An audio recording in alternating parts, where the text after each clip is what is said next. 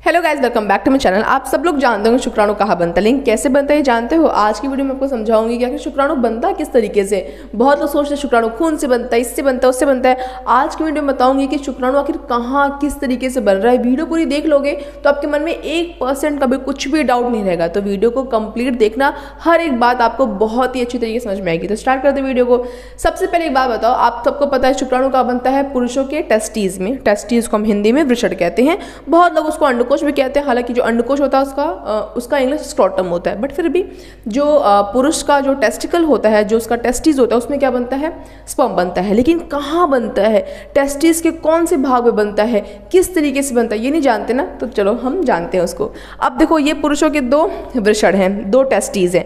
अगर हम दोनों टेस्टिस को या फिर हम एक टेस्टिस को काट दें, हालांकि हम क्यों काटेंगे, बट जानने के लिए हम टेस्टिस को 2 भाग में क्या करते हैं? डिवाइड करते हैं। एक टेस्टिस लिया, टेस्टिस को 20 से डिवाइड कर दिया। जब हम 20 से टेस्टिस को डिवाइड करेंगे तो कुछ हमको ऐसा स्ट्रक्चर दिखाई देगा, ठीक है। अब आपको दिख रहा होगा ये कई सारे लोब हैं, ठीक है। टेस्टिस कई सारे भाग में बीच में भी डिवाइड होती है, कई सारे लोब होते हैं। उन लोब के बीच में बहुत सारे ना ट्यूब्स होते हैं, बहुत सारे कॉइल्ड ट्यूब्स होते हैं। कॉइल्ड ट्यूब्स को हम कहते हैं सेमिनिफेरस ट्यूब्यूल्स इंग्लिश में, और हिंदी में हम उसे कहते हैं वीर्योत्पादक नलिकाएं।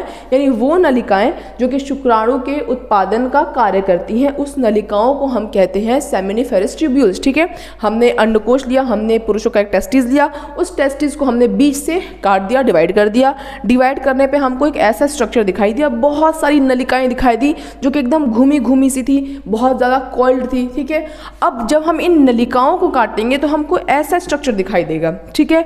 अब देखो, ये स्ट्रक्चर बहुत इंपॉर्टेंट है। अगर आप ये डायग्राम समझोगे ना, आपको इमेजिन होने लगेगा कि अच्छा इससे स्पर्म बनता है। तो देखो, अब हमने इस नलिकाओं को, जो बीच में नलिकाएं थी ना, ये वाली नलिकाएं थी, इन नलिकाओं का एक भाग लिया, उसको बीच में से हमने काटा। क्योंकि देखो, जो ये नलिकाएं होती हैं ना, इन्हीं नलिकाओं में ही स्पर्म के बनने का राज है। जब तक नलिकाओं को काट के अंदर से देखेंगे नहीं, ये राज पता कैसे चलेगा? तो हमने नलिकाओं को बीच से काटा। जब बीच से काटा तो हमको एक ऐसा स्ट्रक्चर दिखाई। अभी स्ट्रक्चर क्या है भाई? जो इस सेमिनिफेरस ट्यूब्यूल्स होता है ना, इनके प्राइमरली 2 सेल्स होते हैं। उन सेल्स का नाम क्या होता है? उन सेल्स का नाम होता है, एक होता है स्पर्मेटोगोनिया सेल, दूसरा होता है सर्टोली सेल्स। ये सेल्स बहुत इंपॉर्टेंट है। जब तक इन सेल्स को नहीं समझोगे, स्पर्म के प्रोडक्शन का राज समझ में नहीं आएगा। तो राज समझना है तो इन सेल्स को समझना पड़ेगा। जो पहला सेल है स्पर्मेटोगोनिया सेल, इनका काम क्या होता है, इसका काम क्या होता है, यही बेसिकली बहुत इंपॉर्टेंट है। इसके बाद देखो, यहाँ लिखा हुआ है शुक्राणु जनन की जनन कोशिकाएं होती हैं, यानी कि शुक्राणु को पैदा करने वाली कोशिका का नाम क्या है? उस कोशिका का नाम है स्पर्मेटोगोनिया सेल्स।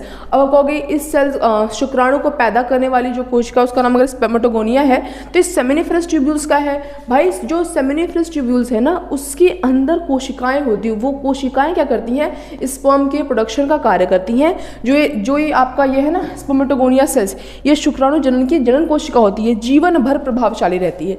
जीवन भर प्रभावशाली क्यों रहती है? क्योंकि जो पुरुष होता है उसका जो स्पर्म होता है वो ताउम्र बनता रहता है। स्पर्म का प्रोडक्शन कभी भी खत्म नहीं होता है। चाहे वो 80 वर्ष का पुरुष हो, 90 वर्ष का हो, 100 वर्ष का हो, कितने भी वर्ष का हो, स्पर्म की जो प्रक्रिया है वो लगातार चलती रहती है, ठीक है। तो जो आपका ये है स्पर्मेटोगोनिया सेल्स, ये क्या करता है? माइटोसिस की प्रक्रिया के जरिए स्पर्म बनाता है।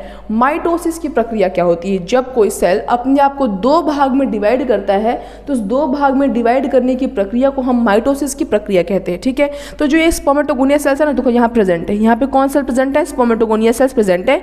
ये अपने आप को 2 भाग में क्या कर रहे हैं? डिवाइड कर रहे हैं। जैसे मान लो ये सेल है, इसने अपने आप को 2 भाग में क्या कर दिया? डिवाइड कर दिया। और क्या बना दिया अपने आप को? यहाँ पे बीच में जो ये दिख रहा है खाली स्पेस, यहाँ पे उसने स्पर्म की आकृति ले ली। से जो खाली स्पेस उसे हम ल्यूमेन कहते हैं, ठीक है। तो देखो, यहाँ पे स्पर्म बन गया।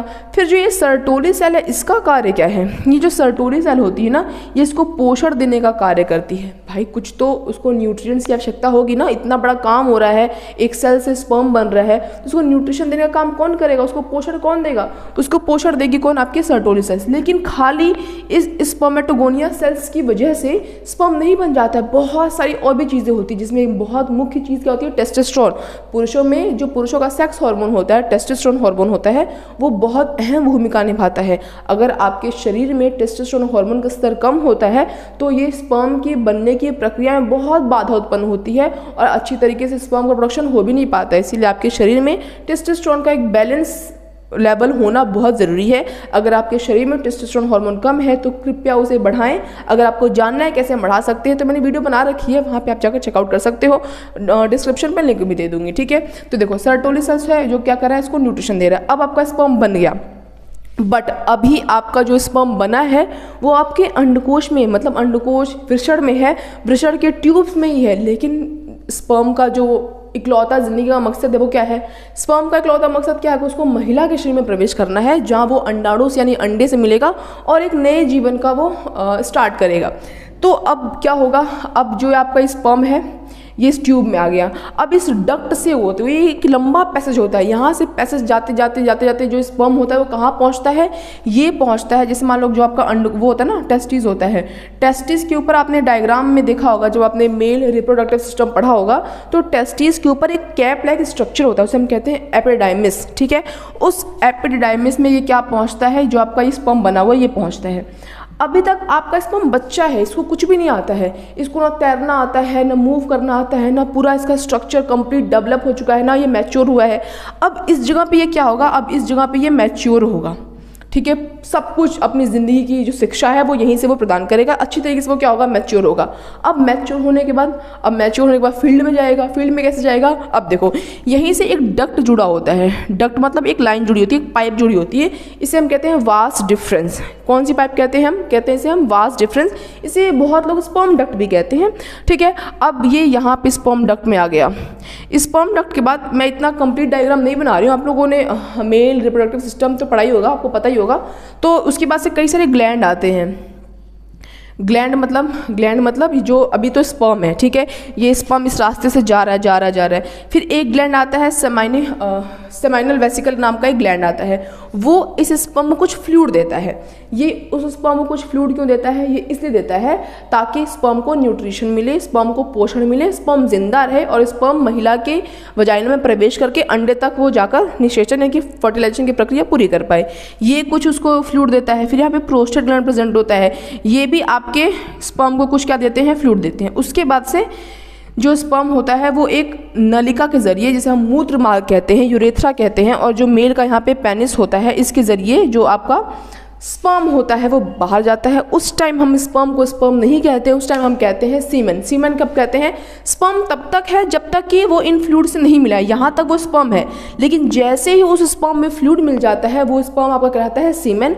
सीमेन जो बाहर वाइट कलर का पदार्थ आपको दिखता है वो क्या होता है, सीमेन होता है। उस सीमेन में हम अपनी इन आंखों से स्पर्म को नहीं देख सकते, स्पर्म बहुत छोटा होता है, माइक्रोस्कोपिक होता है। माइक्रोस्कोप जरिए हम क्या देखेंगे, उसमें स्पर्म देखेंगे। फिर ये सीमेन फीमेल की वजाइना में प्रवेश करता है और अंडे से मिलता है और एक बच्चे का निर्माण होता है।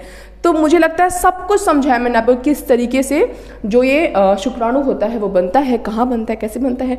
तो आज के इस वीडियो के लिए बस इतना ही, मिलेंगे नेक्स्ट वीडियो में किसी बहुत इंटरेस्टिंग और इन्फॉर्मेटिव टॉपिक के साथ। तब तक अगर आपको मेरी आज वीडियो अच्छी लगी हो, इंटरेस्टिंग लगी हो, इन्फॉर्मेटिव लगी हो तो वीडियो को लाइक कर देना और ऐसे इंटरेस्टिंग टॉपिक्स के लिए मेरे चैनल को सब्सक्राइब कर देना। That's all, bye guys.